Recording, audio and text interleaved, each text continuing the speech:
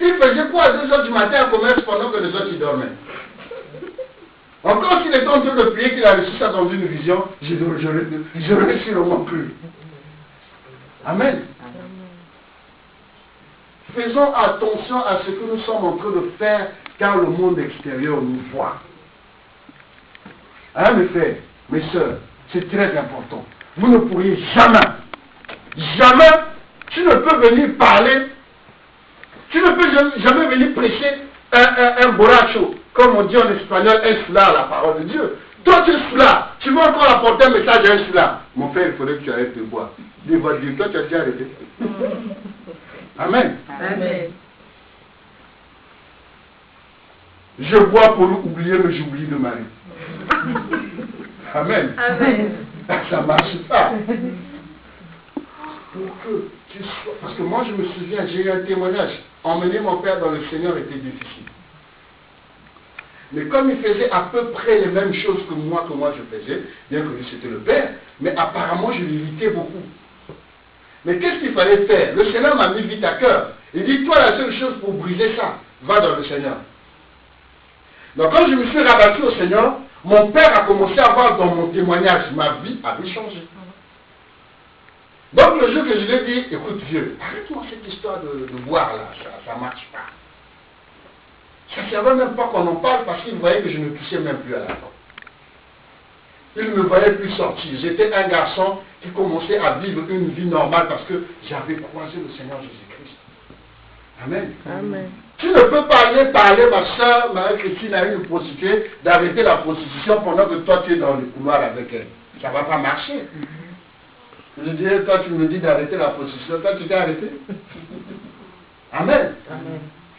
La personne qui peut demander d'arrêter la prostitution, Marie-Christine aujourd'hui, si cela lui dit arrêter, elle a un témoignage par quelle est sortie de la prostitution. J'y étais là-dedans, c'est l'enfer. C'est la mort, il n'y a rien. Arrêtez. Amen. Amen. Ce n'est que ton témoignage qui peut emmener la nation à changer. Si tu n'as pas un bon témoignage, laisse, tu perds ton temps. Tu vas beau crier après, oh voilà, le Seigneur n'exauce pas le prière. C'est toi d'abord. Une conscience bien faite, une conscience irréprochable. Amen. Amen. Et pourtant, il était obligé de garder, hein, la Bible dit dans le chapitre 37, il était obligé de garder les troupeaux avec ses frères-là. Les frères avaient une mauvaise réputation, mais lui, il avait la bonne, mais il devait se fixer parmi ceux-là. Pas pour se faire avoir, mais pour chercher à changer les choses. Va fréquenter le milieu que tu veux, moi je m'en tape. Mais ce que je veux, c'est que toi, au milieu de ce peuple, que tu puisses apporter un changement. Amen. Quel témoignage as-tu à ton boulot? Quel témoignage as-tu parmi ces personnes que tu fréquentes? Amen. Amen. Évitez de dire que je suis chrétien. Laissez-leur le découvrir. Amen. C'est mieux. Laissez-leur le temps de découvrir que celui-là, c'est un chrétien. Même si ce n'est pas au boulot, même dans la ville. Les téléphones, vous avez même les forfaits illimités. Le frère là-bas, tu as entendu ce qu'il a fait, tu as entendu ce qu'il a dit. Le Seigneur me disait, il va falloir que chez vous, vous puissiez soutenir les uns les autres. Appelle-moi comme appelle ma soeur pour dire, mon frère, Dieu m'a mis à cœur de t'appeler. On parle, on se donne les témoignages, on se fortifie. Je dis, ma soeur, tu pries pour moi, moi je prie pour toi. Quand on a fini, on rapproche le Seigneur le compte. Amen. C'est pas que j'ai pris le téléphone, tu as entendu ce que la soeur Fanny a fait. Mais voilà. Ça, Dieu ne bénit pas. Dieu ne peut pas bénir. Mais tout ceci, c'est pour nous emmener quelque part à la pureté de la langue. Purifiez votre langue. Amen. Amen. Purifiez votre langue. Jacques dit quoi? La langue ressemble à une petite tige qui peut enflammer toute une forêt. La langue. Nous sommes des chrétiens savants disciplinés. Attention à ce que nous disons. La Bible dit c'est au prix de la langue qui a la vie et qui a la mort. Et moi j'ai toujours dit c'est l'organe le plus protégé du corps humain. Ça les lève devant et 32 dents devant. Elle, elle est derrière. C'est pas pour rien que Dieu l'a protégée. C'est parce qu'il sait qu'il peut enflammer une nation. La base de toutes les guerres sont parties par la langue. Dieu s'est arrangé que la langue soit derrière 32 dents et 2 lèvres. Purifiez votre langage. Que votre langage soit irréprochable. Amen. Amen. Et ayez une conduite qui peut donner un grand prix devant Dieu. Comment vous vous conduisez dans la société? Comment vous parlez à vos enfants, à vos femmes? Tu me fais chier, va chier. C'est quoi ce langage? J'en ai marre de toi, tu me casses les pieds, casse-toi. C'est quoi ce langage? Tu n'es qu'une pétasse. C'est quoi ce langage? Non, nous les chrétiens, non. Non. Si je vous le dis, c'est parce que c'est des choses que j'entends. C'est des choses que j'écoute. Je ne vis qu'au milieu de ces choses, on n'entend que ça. Amen. Amen. Quel langage as-tu dans la société? Quel langage vas-tu emprunter dans la rue, ma soeur?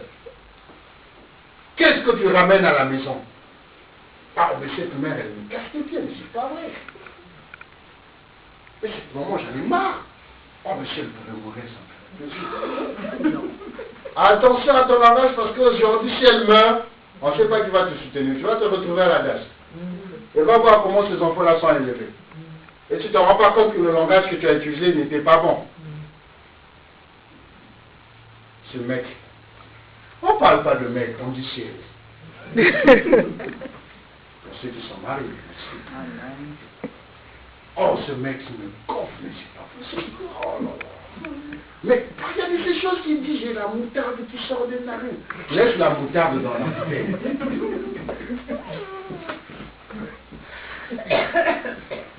Amen. Amen. Oui, on est des chrétiens, on doit s'éduquer. On doit s'éduquer. On doit s'éduquer. Oui, c'est très important. C'est très important. Cette femme aussi, j'en ai marre. Mais quand elle ne fait pas, mais c'est pas possible. Tu vois la mamie, c'est comme si la loi était passée par là. Mais toi-même, tu ne sais même pas préparer le riz. Le langage, lequel que tu as. Amen. Amen. Lequel tu as. Tu arrives à l'église, tu as un langage chrétien. Quand tu sors de l'église, tu n'as plus le langage chrétien. Ne tardons pas sur le langage, ça va nous pourrir. Joseph n'avait que 17 ans. Mais regardez, je suis en train de vouloir venir sur quelque chose. Donc je vais laisser mon frère intervenir tout de suite. Joseph, pendant que tout cela se faisait, son père s'est arrangé à garder Joseph auprès de lui. Joseph avait un don. Amen. Joseph avait un don, c'est que c'était un visionnaire. Amen. Son père s'est arrangé à montrer à son fils les bienfaits de Dieu. Et lui a même parlé du combat avec l'ange. Amen. Je suis sûr. Parce qu'aujourd'hui, si mon fils est Emmanuel, que j'ai quelque chose à lui raconter, je lui parlerai que de mon témoignage du passé. C'est la même chose que ici, Israël a transmis à son fils. Amen. Amen. Qu'il y a ça et ça et ça. L'ange de Dieu s'est battu, a donné un coup de